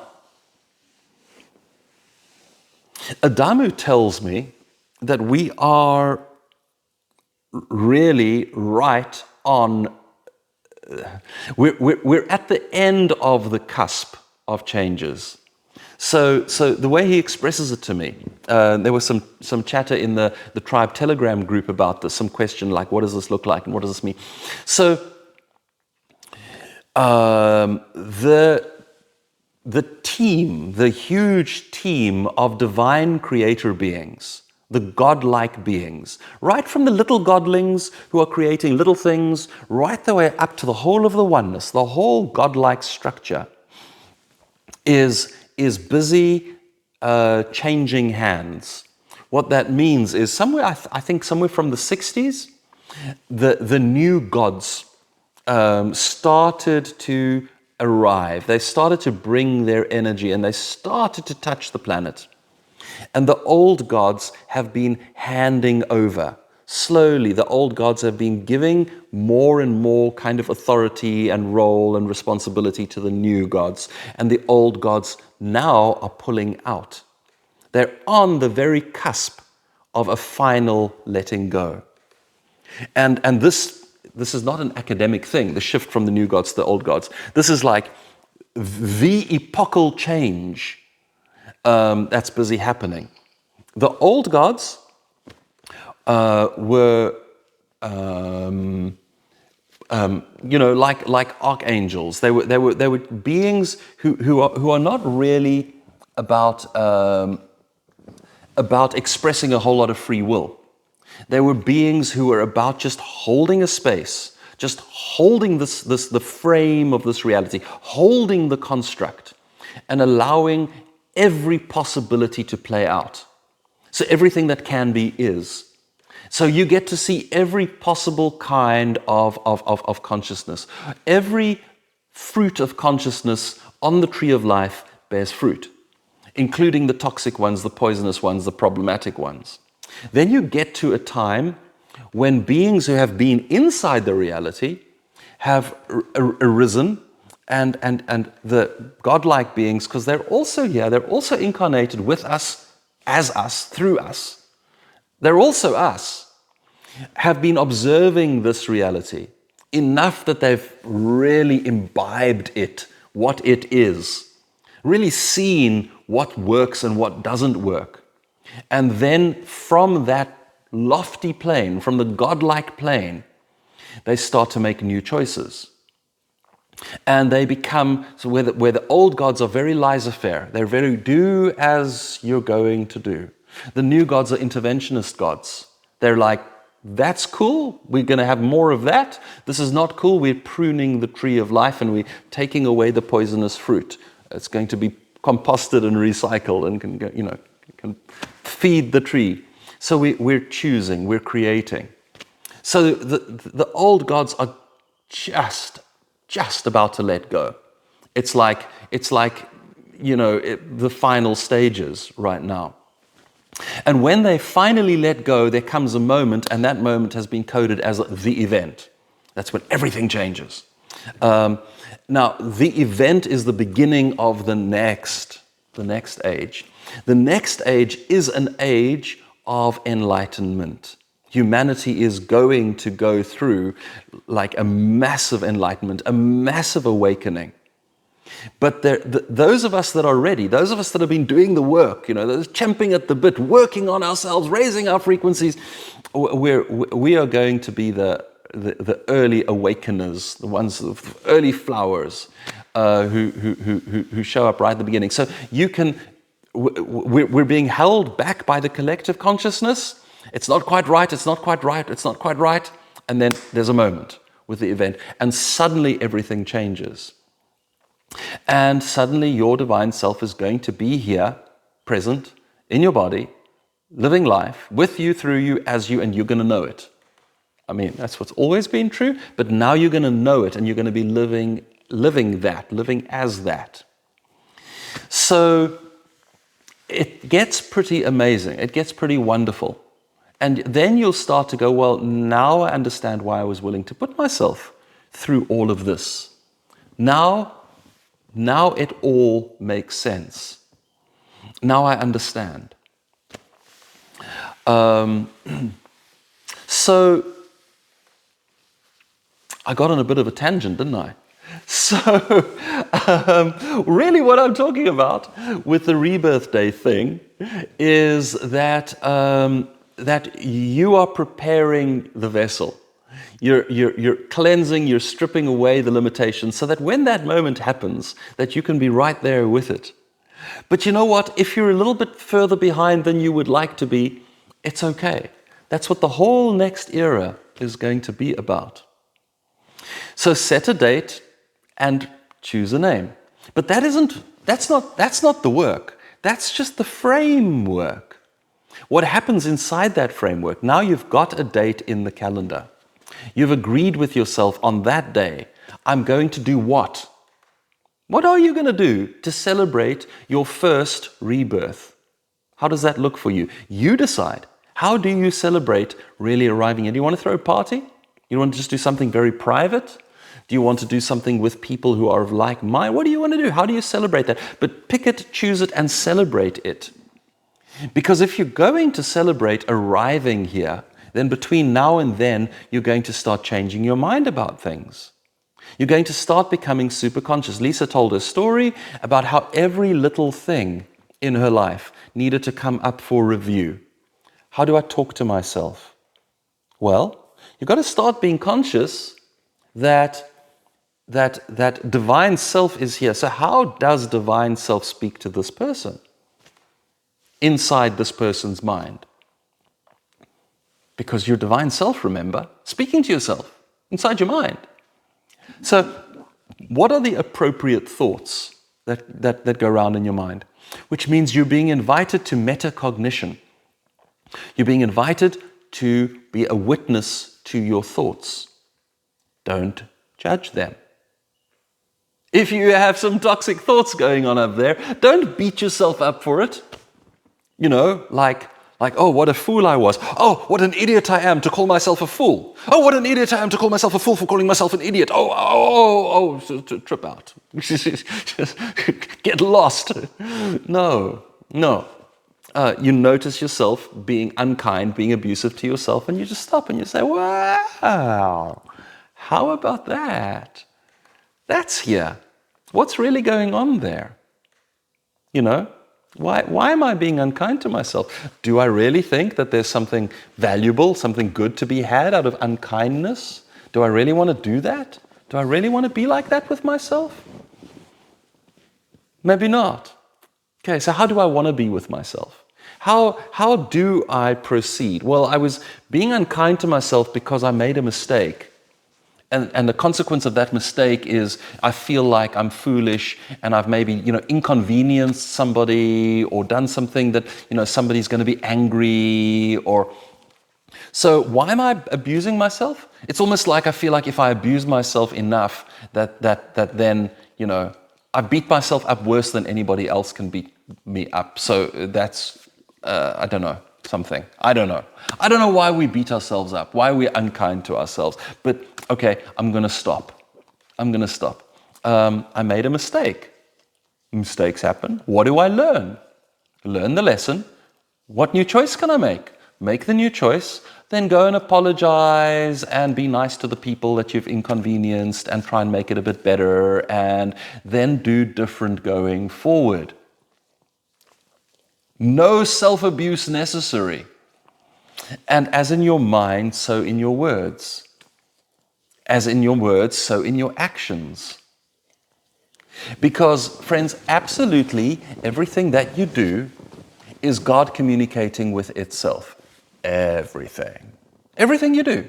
Everything you do is a message. It encodes something. Lisa said, the food you eat, it's true. Like if I love myself, I eat different food than if I don't care about myself. So if I don't care about myself, well, and I used to. I used to be a junk food aholic. I would go to work. I only had to be there, as I say, for 2 hours. So I'd go to work, and then on the way back home, I would stop and eat some like a junk food burger, and it tasted good, and I loved Coca-Cola. I still like it a little bit, but I choose differently now. I choose lovingly now because I really love this person. I love this body. So I make loving choices. So that's what you're invited to do between now and your rebirth day. Act like you're coming. You're gonna be. You're birthing yourself in every way that you can. In your thoughts, in your words, in your actions. Look at every little thing. What else did I want to say? I actually have some notes over here. I'd like to invite you to mirror work. Now, mirror work, you can do mirror work in two different ways. The one way is put the mirror fairly close. So, you're looking at your face, at your eyes. You're like eye gazing yourself in the mirror. And speak aloud. So, maybe preferably when other people aren't around, they might think you're nuts talking to yourself in the mirror, if it matters. But speak aloud. Speak so that your body, so that your cells can hear. And it might feel inauthentic at first. It might feel weird to look at yourself in the mirror and say, hey, I love you. I love you exactly as you are. I think you're awesome. I think you're doing great. I know you're struggling. I know there's this and there's that you're struggling with, and there's issues and all of that. But I love you. I love you exactly as you are. And I also want you to know that I'm proud of you. I'm proud of you for fighting the good fight, for showing up, for living this life. And then see whatever else you can tell yourself. I mean, there's all kinds of things I can tell myself. Integrity is a hard-won thing for me. I was a very disintegral child. I'm not a truth being. I was a little liar. I would tell lies to get out of trouble, and I found that I was quite good at that. So then I would start telling lies just to entertain myself. And then I would tell lies to make people think better of me. And then I would tell lies because why not? And anyway, what's the truth? Anyway, and so on and so on. I wasn't a truth being. So I've had to learn what truth is for me. And I've had to learn to live from a place of my own soul's truth, my deepest, most authentic truth, to live from that place, to operate from that place, to speak my truth, to be. I'm still not a truth being, but I'm an integral being. I live fidelity with my own divine self, which can be confusing to other people because right now I can go like, so I start an exercise routine and I'm going to do this, man. And I do it for 3 days. And then something happens and then it doesn't. And then a week later I'm like, an exercise routine for 3 days? Where is your authenticity, dude? Like really, what is this about? But so I'm not trying to pretend I'm some kind of, some kind of saint. I'm not trying to pretend I'm perfect with this because I'm figuring it out, because I'm trying something and then it doesn't feel right anymore. And then I said I was going to. Well, I'm not a slave to the fact that I said I was going to. If I don't want to do it, I'm just going to not do it. Because I love myself more than I'm willing to beat myself up to do something that I thought I should do. Yes. It's not simple. It's not easy. It's not like if you say, then now you are. Not for me. I'm figuring it out as I'm going. But I am striving for, trying to be the most authentic being I can in every moment, including loving my lazy self. All of that. So it's not simple, but it is loving. And I love that about myself, that I'm on the journey, that I'm trying, that I'm working it out. Okay, so mirror work. The first part of mirror work is really trying to allow your divine self to speak to the ego. So you start by telling yourself how much you love yourself, about how awesome you are, about what the things that you love, and just really showing up and speaking to the ego from the divine self perspective. The other part of mirror work, maybe you want to stand a bit further from the mirror and look at your body with loving eyes. Because we so seldom do that. We so easily look at our bodies with critical eyes. Friends, little Zing, when he was alive, he had one skew leg at the back. So, I mean, he was a beautiful little specimen of a dachshund, but his one leg was skew. He had a kind of I don't know, like a club foot at the back. I didn't love him less because of it. I didn't find my eyes constantly going to that leg and being like cruel and saying, you know, I can't love you. You're a defective specimen. I can't love you. I didn't do that with Zing. I just loved him. Okay. So why do we do that with ourselves? When I grew up, I was very unhealthy. I had all kinds of health problems. The consequence was that no matter how much I ate, my body was like anorectic. I was so thin. You know, these little bony knob knees with skinny little legs. If I looked in the mirror and I caught sight of my legs, I would feel this revulsion arising. I hated my legs. I hated my whole body. But my legs most of all. I hated my legs. So too skinny. You know, something wrong with this body. I hate this body. I hate being in this body. Round and round and round. How much I hate this body. So if I stood in front of the mirror, my eyes would go to the things I hate. And I'd look at them and project hate at them. I didn't want to be in my legs at all. Like I had no roots. Metaphorical, but true. So this is an invitation to you to look at your body with loving eyes. So you start with the things that you can love. If you have body issues, and who doesn't? You start with the things you can love, and you look at those things. And you speak. You speak. My doorway in was my hands. I always received compliments for my hands. People would tell me I've got beautiful hands. So okay, let's start there. Well, they're big. Fingers are long. That's good. That was my first doorway in. And then when I became an adult, I discovered that I loved hiking. You know, long walks. If you're visiting a foreign city, walk the city. But particularly long walks in nature. I loved hiking. And so these self-same poor dear legs that had been hated and reviled, I had to say to them, you know, you carry me on those walks. You hike me.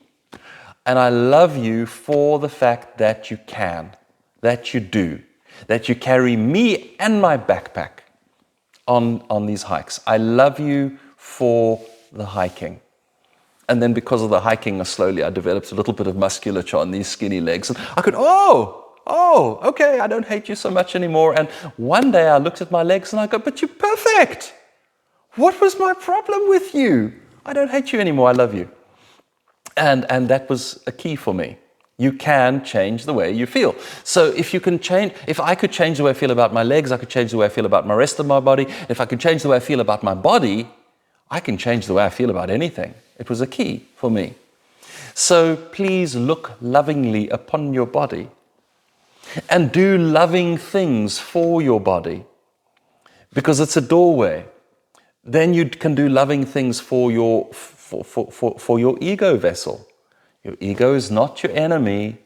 Your ego is your tool. It's the glove that the divine self wears to touch this world. Love your ego. Love all parts of yourself.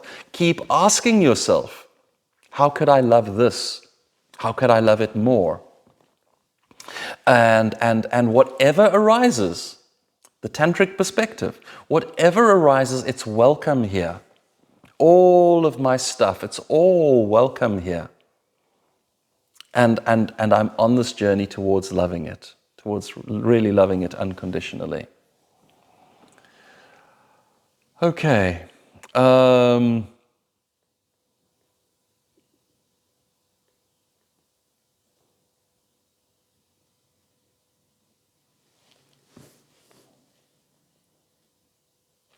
I feel like I am complete. I feel like I've said what I wanted to say.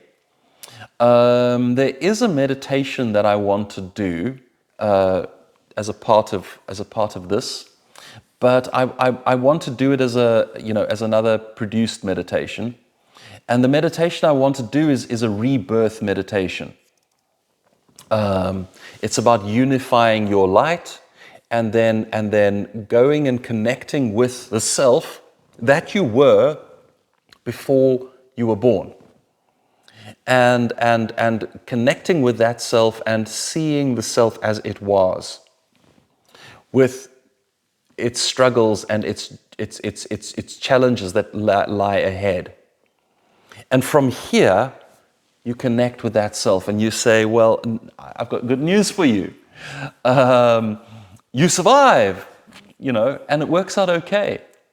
You get to be a pretty awesome person.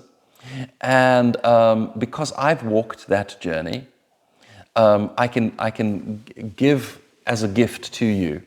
I can say, you can come and be parented by me. Because, maybe you're a little bit like me, a little bit like Lisa. Maybe you had parents who were a little bit unconscious, a little bit wounded, a little bit traumatized. Maybe they burdened you, they gifted you. Maybe they gifted you with a little bit of their, generational wounding. And maybe you've done some of that work. And so you can go and you can reach back to that self and you can say, come and be with me, and come be loved, come be nourished. Allow me to parent you with everything that I know. And come and be reborn in me, with me, through me, on that date, on my rebirth date.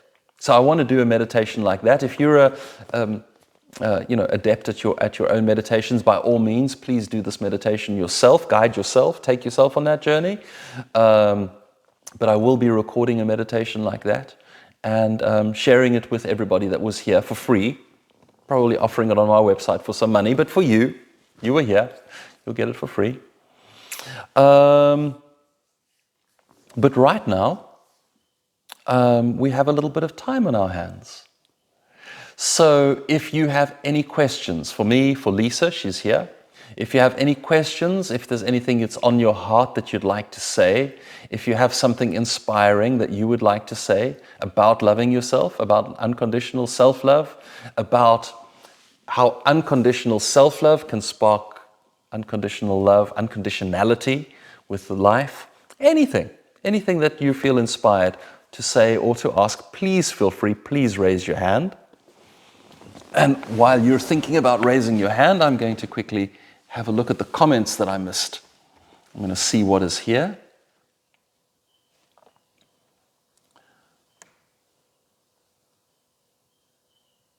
Wow, lots. It's busy in the comment box.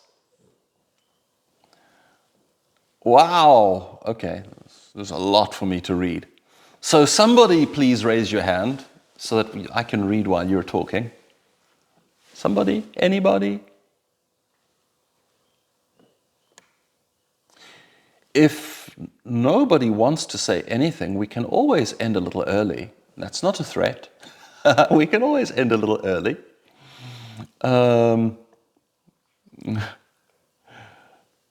And Mikhail is rescuing us from our silence. Please go ahead and unmute yourself, brother. Yeah, I'll just see what comes out. That was really good. I'm glad Lisa joined today and shared. That was really beautiful story, and yours too. And yeah, I'm on that journey too of trying to love like all of myself. It seems kind of like with the energies on Earth, like they're penetrating more and more, like the sun, the flares, everything. So these deeper ego shadows and faults and wounds are coming up. And it's just a journey of like, okay, that's there too. That's a part of me. Pretty much every single thing that I judge out there, that there's someone in my life that I really think that's not cutting it, that's not good enough. It's in me too. So yeah, it's it's a big scavenger hunt to notice all those things in myself and accept all of them. And yeah, the rebirth day, that sounds really great. I'm excited about that. And I already kind of did the name thing with Mikael, but maybe I'll do it in a 2.0 version. Maybe I'll be Sergeant Mikael or I don't know. Pete in the chat said he'll be Supreme Archon Peter. That's pretty badass. Um, so yeah, I'm excited about. I'm thinking about what date I'll do. Um, yeah, thanks for sharing that idea, and I'm definitely going to reread the notes for this and think a lot about that because I do still have part of myself that kind of is iffy about being on Earth, and to really commit, that'll be great.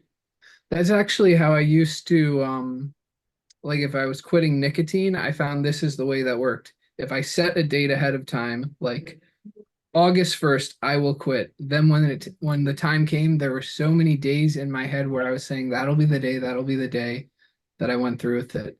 And so yeah, makes sense. All right. Okay. Thank you so much for sharing, Mikhail. And for what it's worth, I think Mikhail is a lovely name for you. I think you're very Mikhail. You've got very like Archangel Michael energy about you.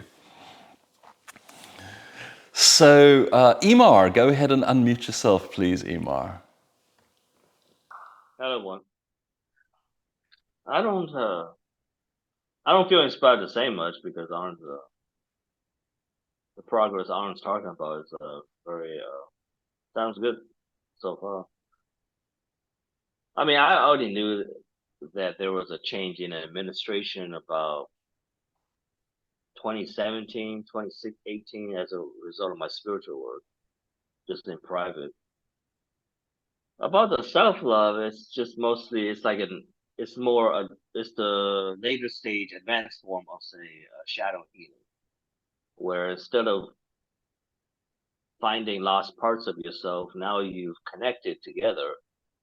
But now you're all in the same house, and you find that some parts of you don't like other parts of you, and now they're fighting because they're too close together. Before they were like lost in the wilderness, they didn't see each other, so they were like, it's fine if this guy's like doing crazy stuff over there. He's like, I don't need to see him. When you bring all your soul parts together, as people in my pod found, now you've seen the parts that you said like, hey, I didn't like this. I don't like this guy. Why is he with me now? Why is he in my tribe? Why is he in my family now? Didn't I kick this guy out like a couple of decades ago back when, your parents told you this is the bad part of you. This is the bad child, bad boy. Don't do this. If you do this, we don't love you. You're gonna get exiled. That was when I exiled that part. Like, why is it back now? So it's like weird stuff starts happening at the end of shadow work. You think it's like, oh, you do the shadow work as the end, it's like you're done. No, actually, that's just the beginning of the household drama of your soul starting to infight and intermingle together. And yeah. Very true. So it's mostly about having compassion for yourself. Like a lot of people have compassion for other people. When it comes to having compassion for yourself, like now there's a problem. Like why is there a problem? And the biggest thing I notice about just spiritual adepts, seekers in general, is that how long does it take them to learn to get away from toxic or narcissistic relationships, like romantic, codependent or abusive type relationships that are just weird. Like normal humans find that weird. Like, what are you doing? That kind of stuff. Like this is not about spiritual, just like what's going on here. And it's mostly about they just you find somebody that's like damaged. So you see the part in their soul that's damaged because you see the part in your soul that's damaged. But at the same time, trying to help them, you're actually hurting yourself. So it's like having compassion for criminals could potentially mean being cruel to their victims. So there's like this weird zero-sum advantage where they're trying to, how do I love and have compassion for myself and help the other person at the same time? Like, where's the balance here? And a lot of people get into relationships where there's not that balance. It's like they have to sacrifice them. They choose to sacrifice themselves to save the other people, and they end up not saving either one. And then it's, That's so true. how long does that take? 1 year, 10 years, 20? I've heard like 20 years. I'm like, I took 3 months with a guy in my like renting my house, and I saw all kinds of weird behavior, and then I kicked him out after 2 months. That was my first experience and only experience with narcissistic, codependent, drug dealing, weird criminal type of behavior. 2 months, and that was only because my mother said that she couldn't tolerate it. I was like helping someone out with rent and stuff like that. That was a good quest because that was the quest I wanted. But at the same time, the people around me couldn't take it, and I wasn't feeling too happy either. So I said, I'm canceling this contract. I want him out like now. And he said, I'm going to sue you in court. You can't kick me out. Then by December, he was out because that's my manifestation power was pretty strong back in 2018. Strong now too. So it's just like it took 2 months for me to figure it out, like from A to Z. Like 20 years? What are you guys doing? Yeah, it's a huge trap, that, Imar. It's a very difficult one for people who are aligning with service to other, for people who are on the spiritual journey, and therefore we tell ourselves some stuff. I'm on the spiritual journey, therefore I'm a good person, therefore I'm a helpful person, and so we make ourselves ripe for the plucking by narcissists and various other people who want to, energy leeches and all that stuff. We make ourselves ripe because we're not getting it. We think that being on my spiritual journey means I need to be... I did this too. I had this idea in my mind of what perfect on is. He's this kind of a person. And then I would try to be him. I would try to live life as him. But it's inauthentic. It's not me. But that guy, had a few struggles with some narcissists before I realized, no, wait a minute. I'm not trying to be someone. I am loving this person that I am unconditionally. Because if I'm doing that, well, then I'm taking care of myself. I'm drawing my boundaries. Last week we spoke about boundaries. Well, boundaries are a critical part of loving yourself unconditionally. But you highlight an important one.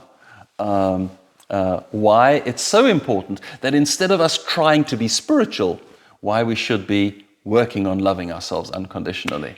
That's how you protect yourself. That's how you go, this doesn't work for me. This is poisonous. No matter how much you need, no matter how much you're struggling, I can't be about your need and your struggle because you'll just take from me, you'll just abuse me. So, yeah, thank you for that point. I see we've got 2 others. Matthias, won't you go ahead and unmute yourself, please, Matthias? Hello. I would like to ask you, how did you accept that poisonous money, that self-destructive money? Very good question. Matthias, it was quite a journey for me, but it started with... I also got inspired by my divine self, because it was one of the things that I needed to figure out, and I had is it an imaginary conversation? Is it a meditative conversation? But in meditation, I invited money to come and talk to me, and what arrived was like a person who, dripping with jewels and very glamorous and, perfect hair. This person arrived and came and sat opposite me.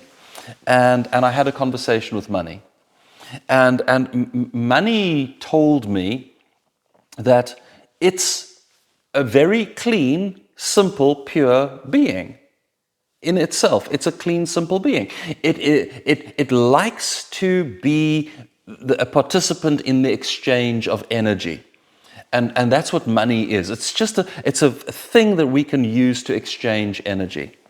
And then money told me that it has been abused by humans.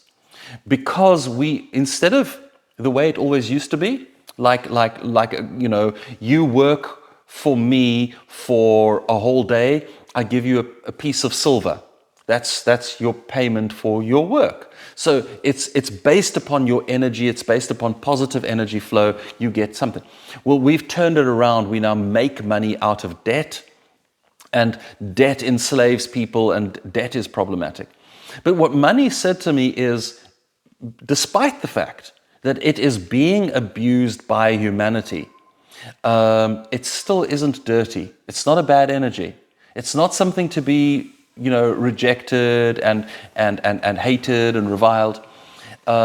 It still is a pure energy that is there for the exchange.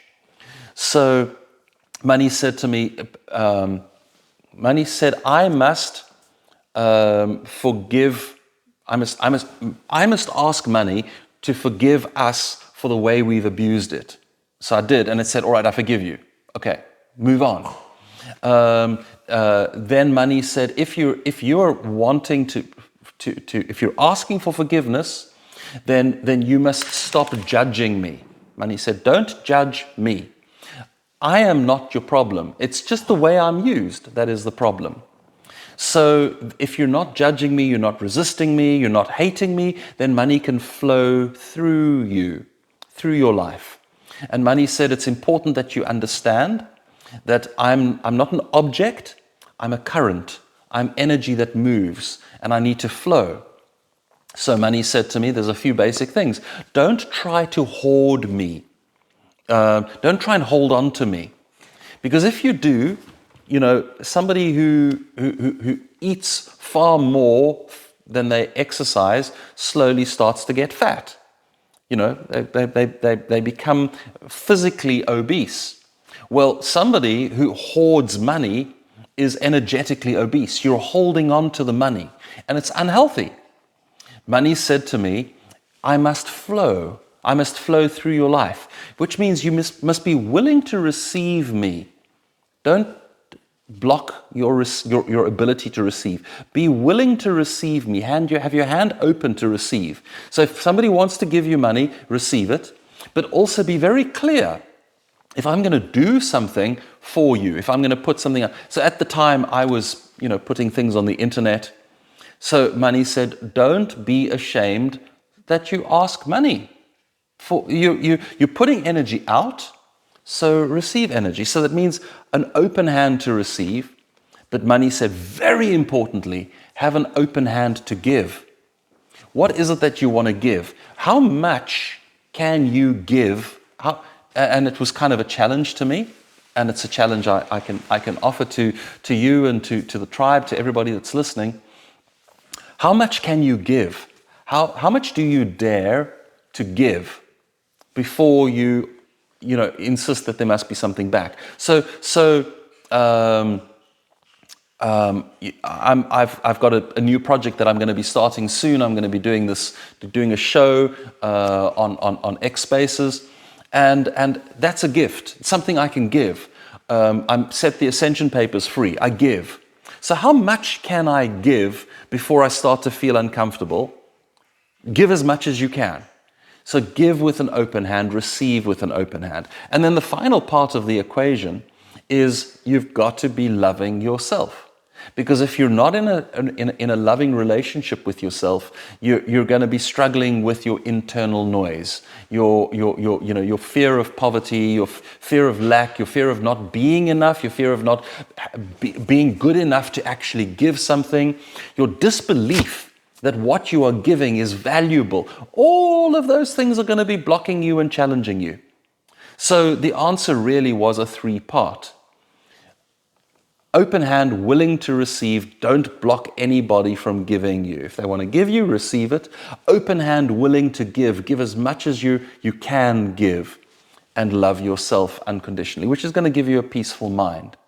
Those three parts. There's more to it, but relate to money in a new way. Understand that there's a consciousness here. There's a someone here. And if you're hating that someone or judging that someone or finding them to be wrong, well, then you're repelling them. Why would somebody that you really don't like, why would they come into your life? They wouldn't. So welcome money into your life. Be kind with money. Be gentle with money. Be loving towards money. Change the way you speak to yourself inside your mind about money. Stop looking at people who have a lot of money as if there's something wrong with them. Stop making assumptions about other people and their situations. It's just let it be what it is. Be in a more loving relationship with all of the flow. I hope that answer helps you. Okay, and then I see we are over time, out of time. It's already 5 minutes past.